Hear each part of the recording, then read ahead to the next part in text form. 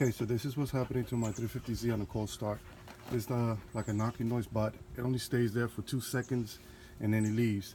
At the second startup, it doesn't, you can't hear anymore. So here we go.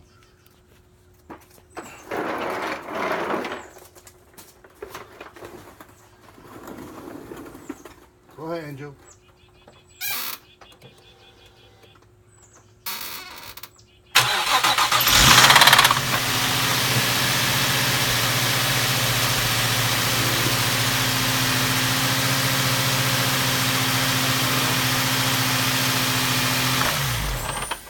And this is the second startup on the engine. Go ahead.